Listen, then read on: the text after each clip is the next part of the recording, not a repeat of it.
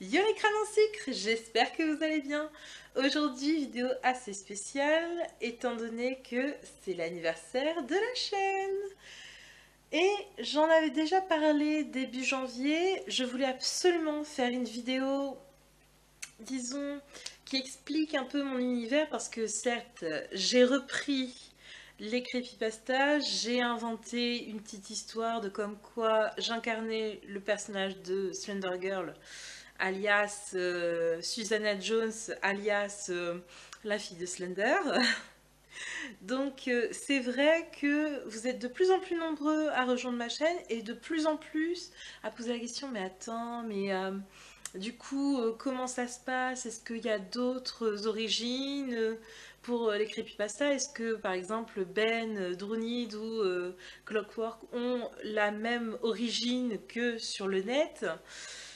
Et aussi, beaucoup m'ont demandé, mais attends, du coup, tu es la fille de Slender, mais c'est-à-dire, parce que bon, ton personnage, on a capté. Ok, comment ton personnage, bon, bah voilà, il est dans un univers, mais quel est-il cet univers? Et c'est vrai que moi, j'avais déjà tout dans ma tête quand j'ai commencé à faire ma chaîne YouTube. J'avais déjà tout écrit, tout mis en place. J'avais même la politique des creepypasta, autre vidéo d'ailleurs que je dois absolument tourner. Enfin bref, ce sera pour une prochaine fois. Mais du coup, c'est vrai que je n'avais jamais vraiment pensé à faire une vidéo, je ne sais pas pourquoi. J'avoue que bah, c'était assez pertinent comme commentaire de me dire oui, mais enfin, c'est quoi l'univers, Zaza? C'est quoi l'univers? Ok. Donc, je vais vous faire de mon point de vue, hein. Du coup, je vais parler de mon personnage à la troisième personne et je vais vraiment vous expliquer tout de A à Z. Je précise vraiment, c'est important que certaines, voire beaucoup de creepypasta n'ont pas vraiment la même origine, la même ouais, voilà, les mêmes origines, ouais, les mêmes origines que sur le net. Donc, s'il vous plaît, ne commencez pas à me dire ouais, mais c'est pas comme ça. Oui, mais par exemple, ouais, Zalgo, c'est pas possible, il n'a pas existé comme ça, il n'a pas été créé comme ça. Ok, ok. Moi, j'ai juste repris certaines choses, j'ai jamais dit que je reprenais entièrement. Tout simplement parce que les creepypastas ne sont pas à moi. C'est comme des marques déposées, je suis désolée, mais c'est comme les personnages que je crée dans mes fanfics, ou comme Susanna Jones, c'est mon personnage à moi, tu n'as pas le droit de l'utiliser. C'est le mien, c'est limite brevet déposé. Et les creepypasta, c'est le cas, ce n'est pas... comment dire, ce n'est pas vraiment ma propriété, ce n'est même pas du tout ma propriété. Donc le fait que je reprenne des origines pour coller au personnage, disons que c'est une façon de me protéger un peu. Bref, sur ce, je vous dis bienvenue sur ma chaîne et ravie de vous revoir ceux qui me suivent déjà, abonnés ou pas. Donc dans cette vidéo, je vais vous expliquer en détail, du mieux que je peux en tout cas, je vais vraiment envoyer la base de chez base et si vous avez des questions, forcément, posez-les-moi en commentaire. J'y répondrai, il n'y aura aucun problème. Si vous trouvez qu'il y a des choses qui ne sont pas très claires, il n'y a pas de problème, posez-moi la question, il n'y a pas de souci. Donc comme je disais, cette vidéo va parler vraiment de tout l'univers, y compris des creepypastas, donc en 5 étapes. Et vraiment, je vous jure sur tout ce que j'ai, que vraiment j'ai essayé de faire en sorte que la vidéo soit une base. C'est-à-dire que si vraiment vous avez des questions, allez-y, parce que je vais essayer de tout caser dans cette vidéo comparé à l'univers, mais bon, j'ai envie de vous dire, je vais pas en faire 4 vidéos alors que pour moi c'est assez simple à expliquer. Sur ce, on commence cette vidéo. Oh, je l'ai trop hâte!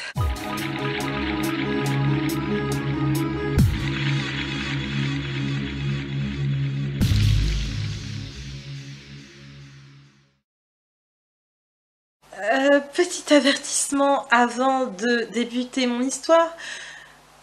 Je préviens que cet univers est assez violent, qu'il y a forcément du sang, de la mutilation. Donc je vais essayer d'être le plus soft possible, je vais pas vous mentir, il y a des meurtres également, il y a des meurtres. Mais bon, c'est les creepypastas, hein. Je n'apprends rien à personne, normalement. Hein. Normalement, si vous me suivez ou si vous regardez les vidéos, tout simplement, vous savez quand même ce que c'est à peu près une creepypasta. Mais bon, il y a des nouveaux chaque jour, on ne sait jamais. Quoi qu'il en soit, je tiens à dire que si vraiment vous êtes très sensible, ne regardez pas cette vidéo. Et d'ailleurs, partez de ma chaîne parce que vraiment, non, non, ce n'est pas une chaîne pour vous. Ce n'est clairement pas une chaîne pour vous. Bien, maintenant que les plus sensibles d'entre nous, ce qui n'est pas du tout une faiblesse, loin de là, sont partis pour protéger quand même leur innocence, c'est parti.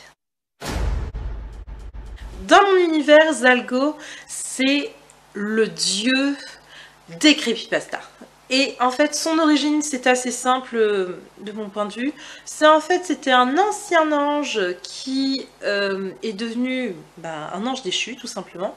Et en fait, il était très cupide, très cruel avec les humains. Et les anges s'en sont aperçus et se sont dit non mais gars, tu te dégages en fait. Tu t'en vas, mais on t'arrache les ailes et tu te dégages tout de suite d'ici. Donc, comment vous dire, c'est dans mon univers la personne la plus froide et la plus dévergondée que... Non mais même au Thunderman, il ne va pas à ce degré-là. C'est clairement impossible, ok? Donc, ouais. Donc, Zalgo, c'est un peu The King. C'est vraiment clairement The King, le dieu des creepypastas, celui qui a créé la vie, donc... J'appuie sur le fait que c'est un personnage extrêmement antipathique. C'est vraiment, comment dire, c'est le genre de personnage de creepypasta qui me répugne parce que vraiment il est du genre à aller voir les humains qui sont désespérés, genre à cause de la maladie, parce qu'ils n'ont pas eu d'enfants, parce que je sais pas, ils ont été harcelés par exemple et qu'ils ont jamais pu s'en remettre. Lui il vient et il fait croire qu'il peut régler ce problème. Il abuse de cette personne. Je veux dire, de la confiance, hein, pas physiquement. Quoique, ça peut arriver. Malheureusement, ça peut arriver. Du coup, c'est très dangereux de pactiser avec lui. C'est vraiment le diable, mais puissance 10 000, ok? On fait super gaffe à lui quand on le croise. C'est horrible personnage. Donc les origines du royaume des creepypastas, c'est tout simplement à cause de la dégradation de Zalgo, quoi. C'est-à-dire que dès qu'il a été déchu de son statut d'ange, eh ben, il s'est dit, bah écoute, si je n'ai pas le droit d'être cruel et que personne ne m'aime comme je suis, je vais créer un monde. Et il a créé ce monde à la seule force de ses pouvoirs maléfiques.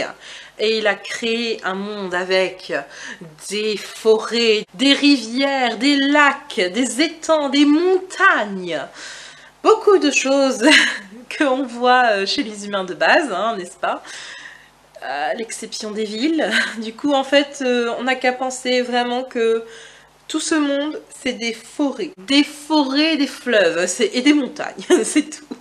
Et franchement, c'est pas mal. Faut vraiment s'imaginer des forêts et des fleuves, des étangs à foison, mais c'est tout. C'est tout ce dont est composé ce monde. Il y a aussi quelques animaux, forcément, mais je vous expliquerai plus en détail après. Pourquoi? Zalgo, ensuite, il se fait une petite forteresse dans le ciel de ce monde, vraiment en mode tranquille, tout va bien, oh je suis le roi. Ce qui fait, c'est qu'il ramène des âmes déchues ou des malfaiteurs, tout ce que vous voulez, des personnes qui méritent à foison l'enfer, et il se proclame roi, tout simplement. Et Dieu de ce monde par la même occasion. Ensuite, eh bien, il s'ennuie, tout simplement. En fait, c'est-à-dire que Zalgo, il a vraiment un ego de malade. Et le truc, c'est que Bah, il a créé un monde, ok. Il a créé sa forteresse, ok. Il a des servantes, des serviteurs, il fait la fête tous les soirs, on va pas se mentir. Mais au bout d'un moment, il s'emmerde, le gars. Il s'emmerde, tout simplement. Il se dit, mais attends, il y a un souci, là. Je me fais un peu chier dans mon monde, là. Donc, et puis, je suis le dieu, mais le dieu de qui? Le dieu de quoi? Qu'est-ce que tu veux que je fasse? Parce que, ok, je suis le roi des enfers. Mais, je suis personne d'autre. Je me proclame dieu, mais je n'ai pas vraiment de croyants à ma cause, quoi. Donc, qu'est-ce que je peux faire? Et c'est là qu'il décide de discuter avec la chef des sorcières. Oui, parce que en fait, Zalgo, il a recueilli certes des malfaiteurs, des violeurs, des tueurs en série, beaucoup d'âmes noires. Et par contre, il a réussi à créer une forme de vie qu'on peut apparenter à des sorcières.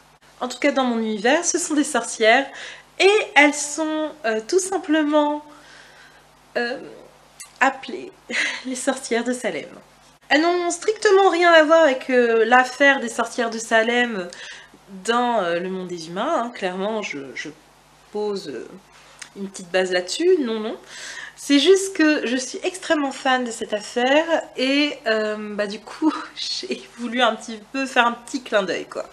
Mais dans mon univers, elles sont surnommées les sorcières de Salem parce que c'est des vraies sorcières qui sont mortes et qui ont été jugées à cause de leur magie bienfaisante. Et que tout simplement, elles se sont fait un petit peu brûler la gueule. Tout simplement. Du coup, elles se sont dit, attends, on a aidé les humains et ces humains-là, ces ignorants, ces ingrats-là, ils nous brûlent sur le bûcher alors qu'on a sauvé leurs enfants. C'est quoi cette mentalité? Alors, nous, on a été gentils sur Terre, maintenant on sera méchantes en enfer. Je reprécise que ce n'est pas les vraies sorcières de Salem. C'est juste que j'ai pris le nom parce que j'aimais bien l'affaire et que je voulais faire un petit clin d'œil. Enfin bref, du coup Zalgo qui vient voir la chef des sorcières, sorcière qui contrôle tout le clan qui vit du coup dans les montagnes, car Zalgo les a abrités par là-bas. Et il demande tout simplement à cette sorcière, est-ce que tu pourrais éventuellement m'apprendre à créer une créature autre qu'un humain? Donc cette sorcière qui répond au doux nom de Luna lui dit « Ok, je veux bien t'aider à créer une autre créature que un humain, mais il faudra que tu fasses attention à ce que tu souhaites. Il faut vraiment que tu comprennes que je t'enseigne ce savoir, mais il faut que tu fasses attention. » Mais Zalgo, avec son ego surdimensionné, se dit « Attends, c'est une femme que j'ai créée en plus et dont j'ai créé tout le clan qui me donne des leçons. Je t'ai demandé de l'aide, je ne t'ai pas demandé des conseils en fait. Je te demande juste que tu m'enseignes ce savoir, c'est tout. » Donc Luna reste un peu soumise parce que je vous rappelle juste que Zalgo, c'est Dieu, c'est clairement Dieu de ce monde, c'est lui qui l'a créé, elle, et le clan des sorcières de Salem, donc on respecte sa majesté et sa divinité. Donc elle lui apprend le savoir de créer une forme autre qu'un humain, comme il a su le faire si bien en les créant toutes, du coup. Et il rentre tranquille dans son château. Il commence à créer pendant plusieurs semaines, voire des mois. Et c'est là qu'il réussit par un heureux matin, ou malheureux, selon le point de vue, à créer une forme étrange, une forme sans visage, avec une tenue noire et une faux. Zalgo a créé le premier Slenderman. Le premier qui va servir de messager entre la Terre et le monde des creepypastas. Et évidemment, entre le monde des creepypastas et les enfers. Et cette créature répondra au nom de Kabada. Ce sera d'ailleurs le tout premier à fouler la terre de ce nouveau monde et qui créera le fameux et iconique manoir des creepypasta.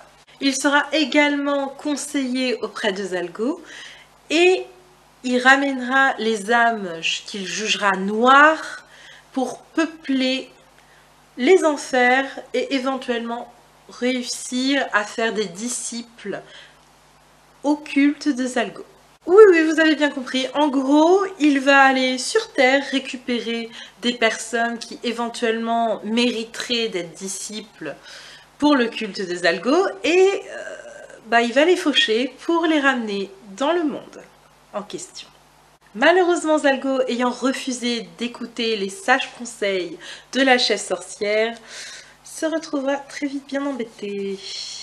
Tout simplement parce que en créant Kabada, il a omis quelque chose, c'est qu'il lui a donné des sentiments et une envie de but. Vous comprenez?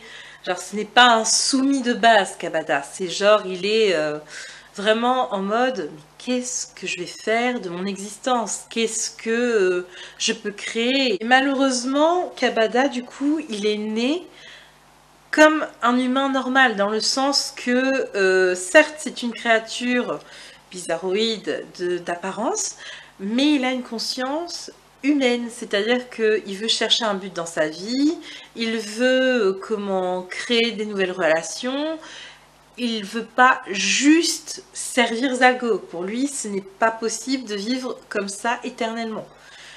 Et du coup, il va faire quelque chose qui va lui coûter la vie.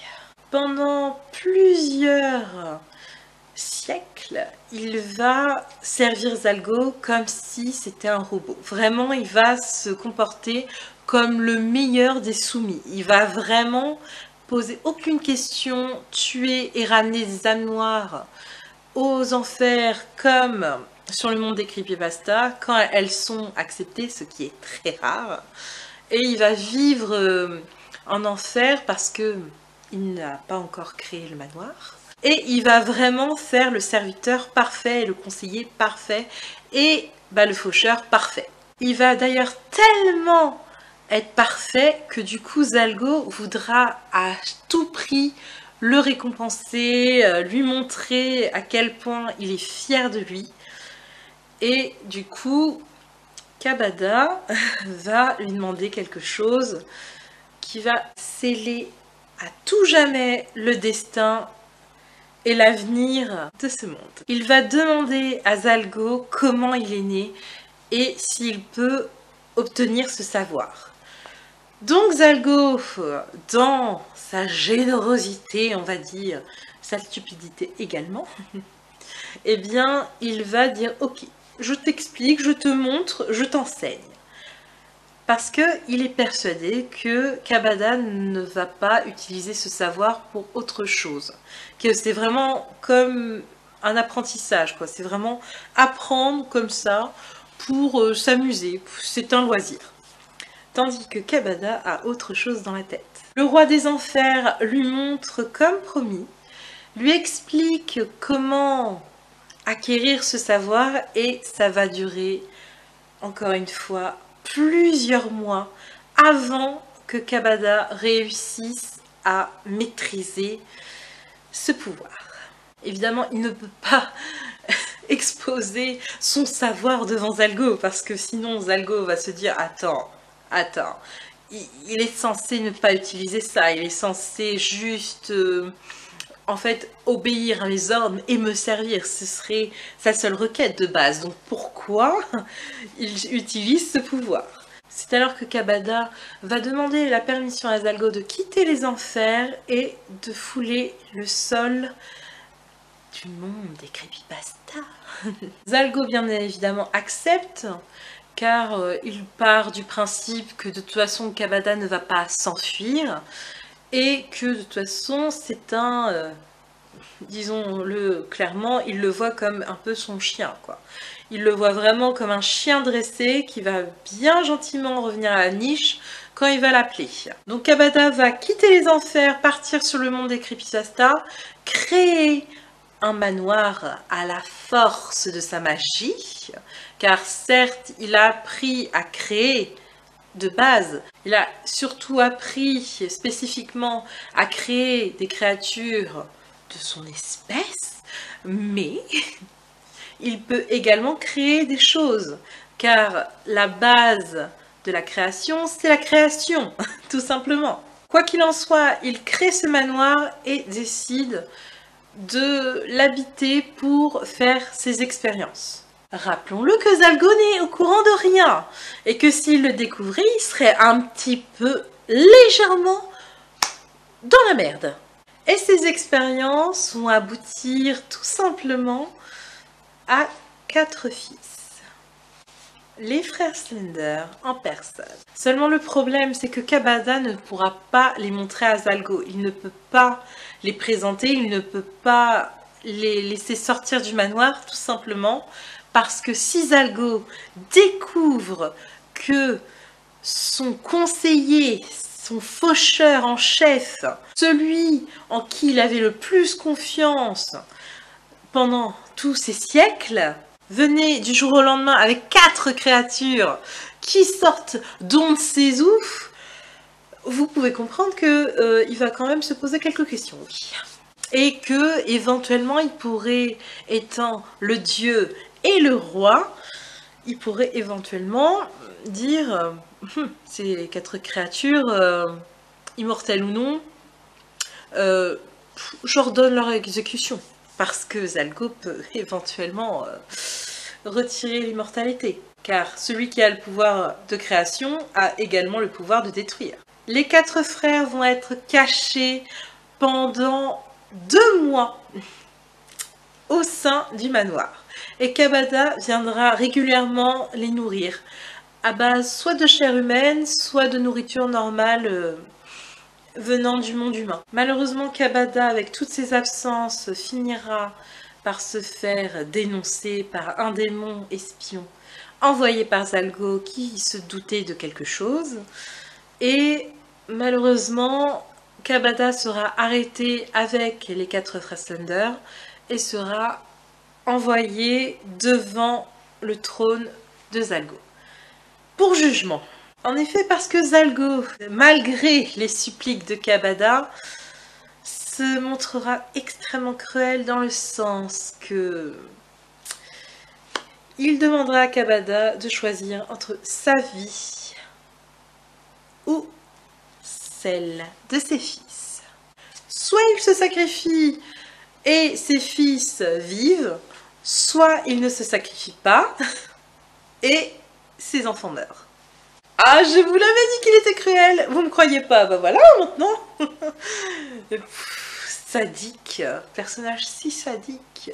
Et évidemment, vu que les frères Thunder et accessoirement mon personnage Susanna Jones sont en vie, vous vous doutez bien quel choix a fait Kabada. S'étant attaché profondément à ses fils et ses fils le lui rendant, il a accepté de se sacrifier pour leur survie. Bien sûr, je précise que Zalgo aurait pu faire un énorme coup de pute et aurait pu tuer Kabada et également les 4 enfants. Seulement, il s'est quand même dit que ça allait être assez compliqué. Bah oui, hein, les âmes noires, elles vont pas venir toutes seules hein, dans le royaume des creepypasta ou tout simplement aux enfers. Hein. Il faut quelqu'un pour s'en occuper, c'est pas Zalgo qui va y aller. Hein. En tout cas, pour cette triste origine, malheureusement, Kabada va mourir, désintégré. Et Zalgo, dans sa générosité, accepte d'offrir le manoir aux 4 frères, que je rappelle que le manoir était clairement à eux de base, mais bon bref, passons. Et il donne la responsabilité d'aller chercher les âmes noires et de les recueillir soit dans le monde des creepypastas, soit dans les enfers, au fils aîné, Slenderman. Pour ce point, je vais pas trop m'attarder. Enfin, à chaque fois je dis ça, mais bon, j'espère quand même essayer de ne pas être trop longue là-dessus. Mais dans mon univers, c'est Slenderman l'aîné, ensuite c'est Offenderman, ensuite c'est Thunderman, et ensuite le tout dernier, c'est Splendorman. Donc oui, j'en ai entendu beaucoup des commentaires qui me disaient ouais, mais Splendorman, c'est l'aîné. Non, dans mon univers, c'est le petit dernier. C'est même pour ça que c'est un happy pasta. C'est vraiment dans le sens qu'il n'a jamais voulu être comment dire, être un être sombre, maléfique, comme ses deux frères aînés. Un peu moins le troisième, du coup, Thunderman. Mais du coup, il est tout mignon, tout sourire, tout beau, tout oh là là, kawaii. Mais bon, voilà, pour moi, c'est le petit dernier et c'est celui que j'aime le moins de base. On va pas se mentir, j'aime beaucoup moins Splendorman. Mais bon, mais pas autant qu'Offenderman. Offenderman, je le déteste. C'est pas pareil. Je le déteste. Berk. Oh, c'est pas vrai. J'avais dit que je divaguerais pas. Donc, je recommence. Donc, en gros, bah, les frères Slenderman, du coup, vous avez compris l'origine. Ils restent à peu près soumis à Zalgo, mais ils retiennent quand même au fond d'eux que Zalgo, il a quand même tué leur père. Pas biologique, mais leur père spirituel en tout cas. Donc ils l'ont un peu mauvaise, mais Slenderman, dans toute son intelligence, se dit ok, c'est moi qui dirige les opérations pour ramener les âmes noires et je ne veux pas me fâcher avec Zalgo parce que si je me fâche avec lui, je perds tout. Mes frères, le manoir, tout. Du côté d'Offenderman, ce n'est pas pareil. Lui, il est vraiment... Putain, je vais le défoncer, Zalgo. Il a tué mon père devant mes yeux. Et personne n'a rien fait. Personne n'a moufté ni rien. Et... Mais quel est ce monde? Qu'est-ce que c'est que cette injustice? Et les deux petits derniers, malheureusement, bah, Thunderman et Splendorman sont très proches parce que eux, c'est vraiment les plus jeunes et ils comprennent pas ce qui se passe en fait. C'est tout. Est-ce que j'ai précisé qu'ils étaient tous, quand ils ont été créés, ils étaient déjà adultes? Je précise quand même au cas où, hein, ils étaient déjà adultes. Hein. En tout cas, du coup, la rivalité entre Slenderman et Offenderman, c'est surtout ça.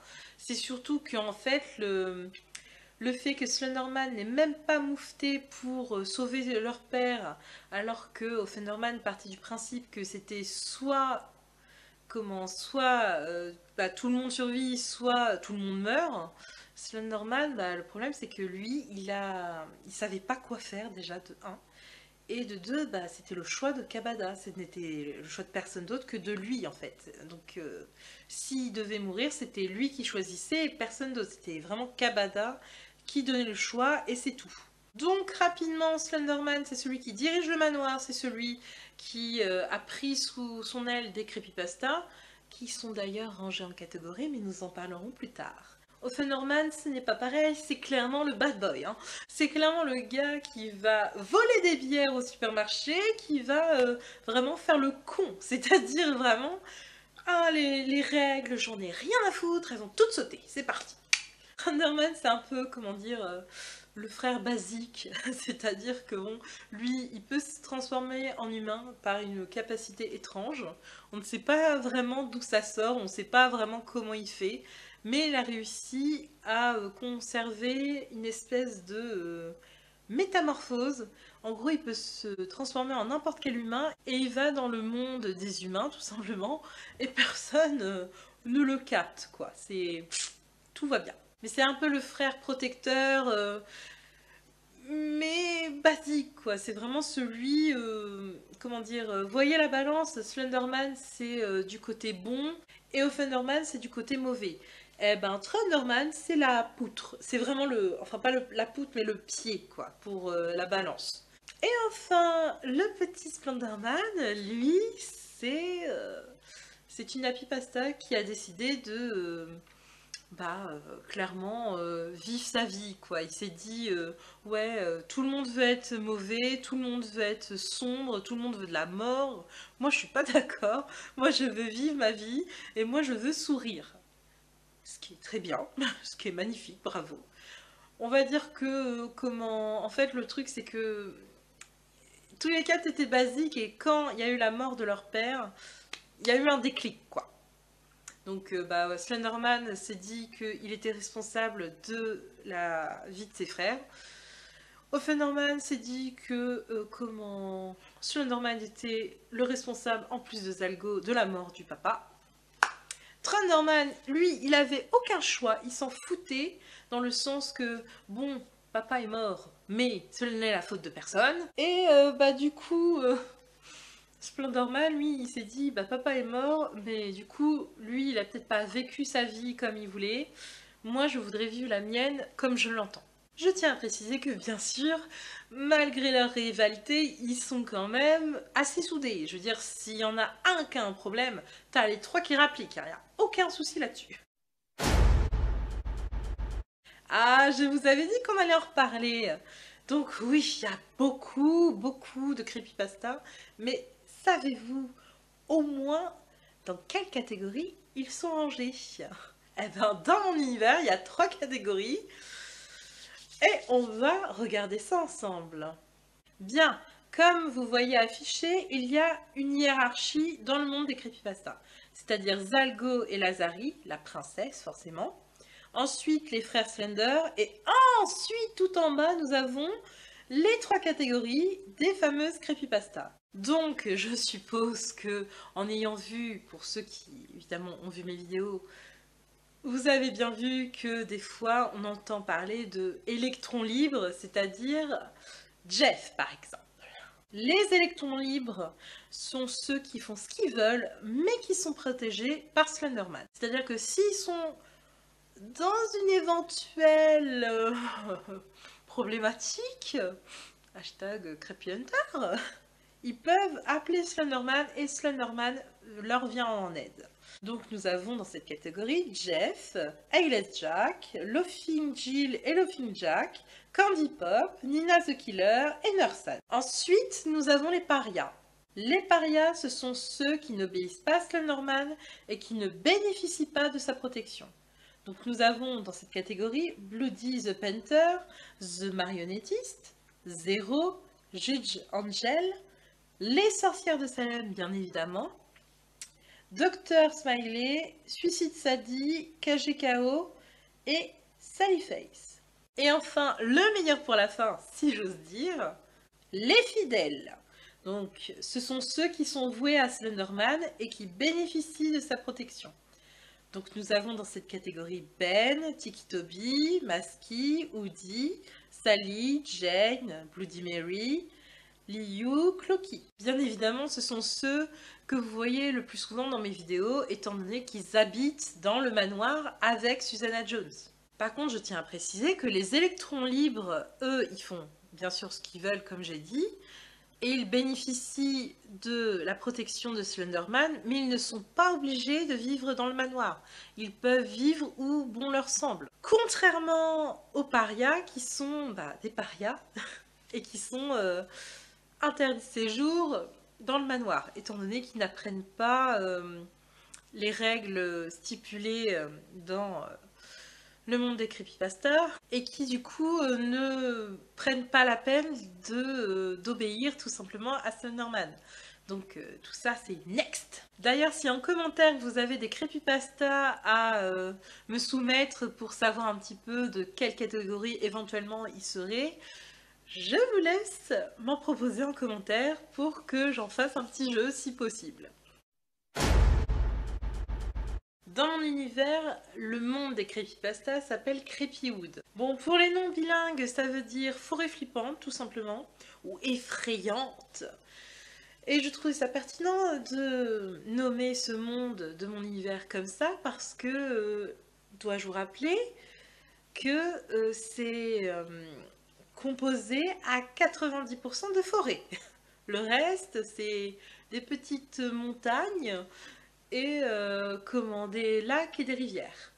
Et des étangs, forcément.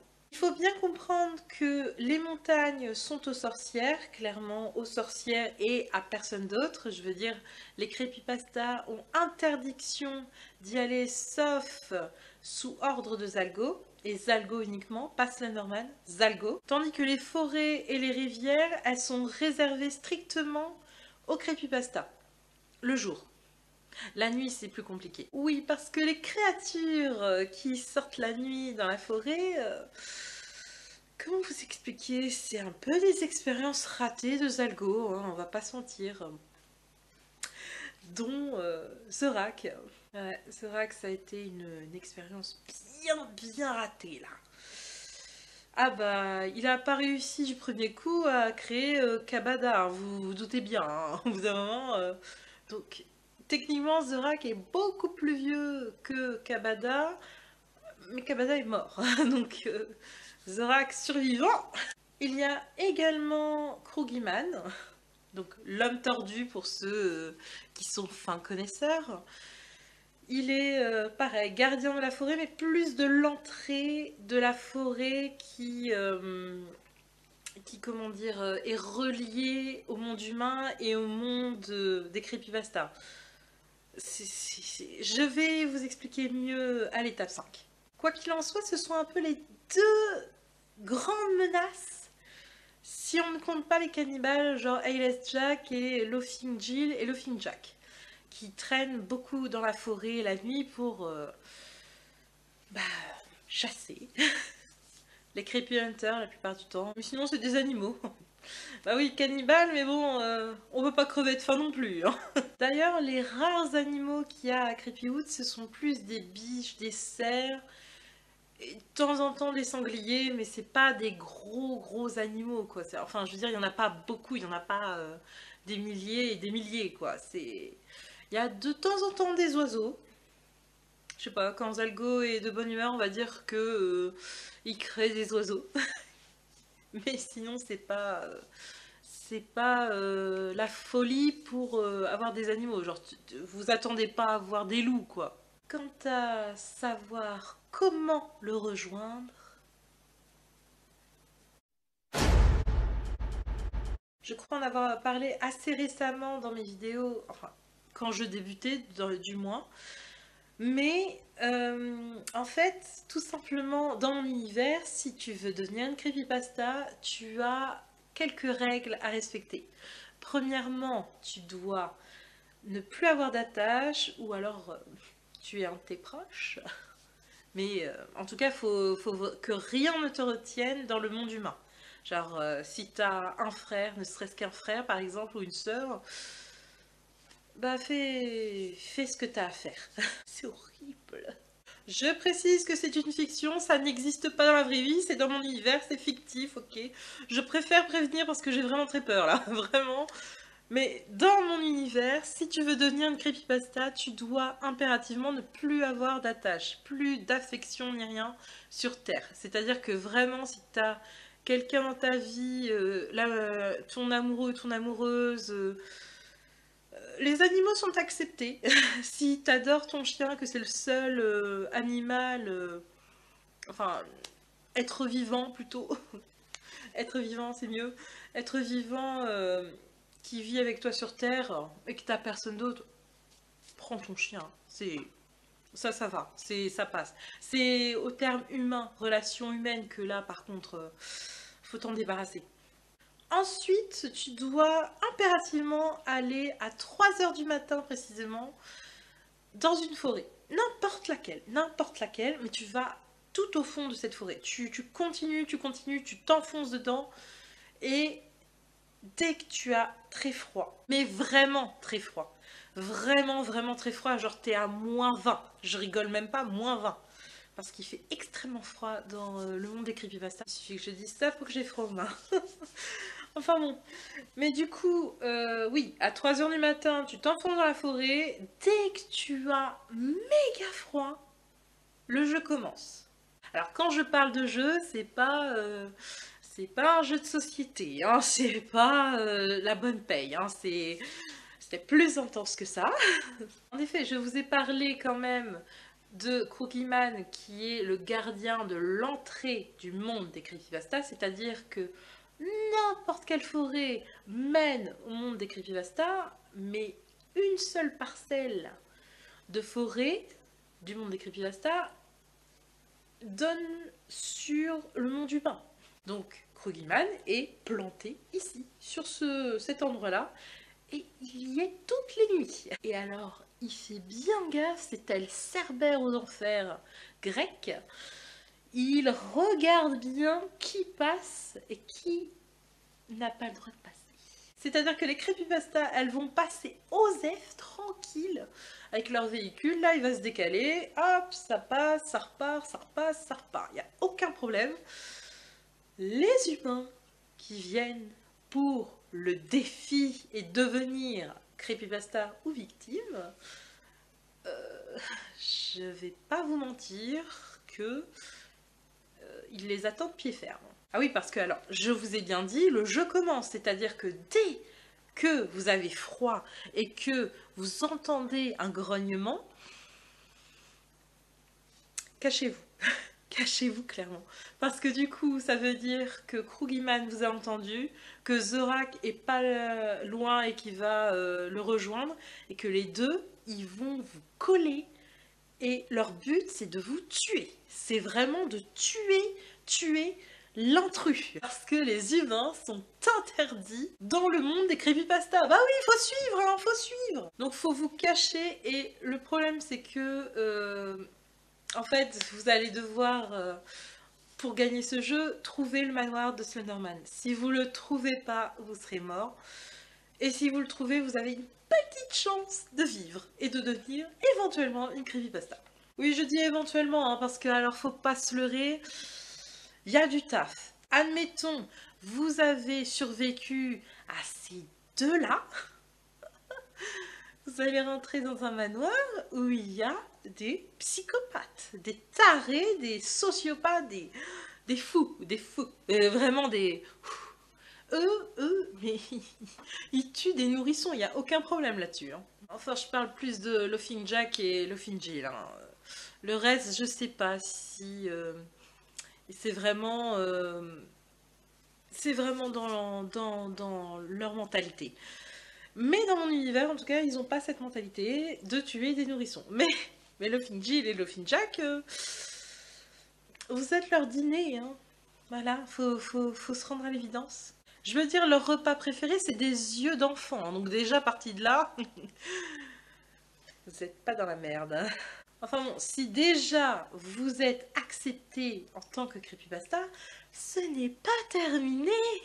Ah non, non, non, non. Parce que déjà, le fait d'être en vie, c'est une insulte au Slenderman. Parce que ça veut dire que ces deux créatures-là qui gardent la forêt, elles sont inefficaces. Donc vous allez déjà vous faire un bel ennemi. C'est Slenderman, mais il faut l'impressionner pour devenir creepypasta. Donc déjà, eh ben, ce sera le tour du deuxième jeu. Ah oui, oui, non mais creepypasta, qui a dit que c'était facile hein. J'ai envie de dire. Oh, déjà que je trouve ça horrible comme acte de tuer quelqu'un que t'aimes. Alors si en plus c'est pour crever dans la forêt ou se faire crever dans le deuxième jeu... Est-ce que c'était pas plus mal de rester couché dans ton lit, j'ai envie de te dire hein. Oui, parce que le deuxième jeu, c'est clairement celui de Slenderman. C'est-à-dire que vous allez finir téléporté dans une grande plaine. Les proxys auront mis diverses feuilles avec des dessins, dessinés par eux trois, forcément. Et vous allez devoir trouver toutes les feuilles. Et à ce moment précis, là, Slenderman choisira si vous êtes digne ou non. Parce que si vous gagnez le jeu, vous n'avez pas, et clairement pas la certitude d'être accepté. Oui, parce que Slenderman aura toujours le dernier mot. Vous auriez pu tout gagner, Slenderman dira oui ou non. C'est tout. C'est lui qui choisit, c'est personne d'autre. Si Slenderman n'est pas venu à vous, ça veut dire que bah, vous n'avez pas été choisi techniquement. Donc si vous passez les épreuves avec brio. S'il dit non, vous êtes mort. Oui, parce qu'il faut savoir que dans mon univers, c'est Slenderman qui vient chercher les creepypastas, qui vient les considérer comme ses enfants et qui les catégorise tout simplement. Donc bon, s'il dit oui, ça veut dire qu'en gros, il vous voit comme infidèle. S'il dit non, bah soit c'est qu'il était de mauvaise humeur, soit vous alliez finir paria ou avec ton livre. Ah oui, non, je vous ai dit, hein, c'était pas tout rose hein, pour devenir creepypasta dans mon univers. Tout simplement parce que déjà tu dois tuer tous tes proches, tous. Tous ceux que tu aimes, tous ceux que tu chéris, bon, sauf les animaux, hein, pas touche aux animaux, mais tous ceux que tu chéris, ils doivent mourir. Ou alors tu as de la chance et tu es orphelin et tu n'as pas d'attache. Ça, à la limite, je crois que ce serait le seul point positif d'être orphelin. Là, sur le moment, je n'ai rien contre les orphelins. Calmez-vous. Mais en tout cas, dès que tu as fait cette épreuve, ensuite tu finis à 3 h du matin dans la forêt, dans le froid total. Donc déjà, dans le froid, je ne sais pas si vous avez été déjà dans le froid total, mais alors, tu as déjà du mal à penser. Alors t'imagines, tu dois survivre aux 2 créatures les plus féroces et les plus rapides dans une forêt que tu ne connais pas et que eux, ils connaissent comme leur poche. C'est une façon de parler, ils n'ont pas de vêtements, sauf Croquiman. Mais en plus, dès que tu as chopé le manoir, tu dois être confronté au 2e jeu, celui de Slenderman. Et même si tu le gagnais, tu serais sans doute à 50% mort. Mais bon, admettons que tu gagnes. Ah, tu gagnes l'immortalité, tu peux éventuellement vivre dans le manoir si Slenderman te voit comme infidèle. Tu peux éventuellement draguer ton ou ta crush creepypasta. Mais sinon, bah, c'est triste, quoi, parce que tu passes ta vie à bosser dans le sens que tu dois tuer des gens, tu dois survivre, tu dois te cacher, tu dois apprendre à te taire, parce que si quelque chose à propos de Zalgo est sorti de ta bouche et que c'est négatif, tu meurs. Bref, pas la joie d'être creepypasta. Je crois que je vous ai dégoûté de l'idée de devenir creepy, mais tant mieux, dans un sens, parce que bon, on va pas se mentir, hein. C'est un univers fictif. Le mien en tout cas. Bon, je crois que j'ai tout dit, je pense que la vidéo elle va être assez longue, je suis désolée pour ça. Mais fallait fêter l'anniversaire de la chaîne. Ah, je suis tellement contente, mais tellement contente d'avoir fait cette vidéo. Je vous avoue que j'ai trop hâte de vos retours. J'ai vraiment trop hâte. J'espère que la vidéo vous a plu. Moi, je vous fais des gros bisous et je vous dis à la prochaine les crânes en sucre. Bisous, bisous. Bye.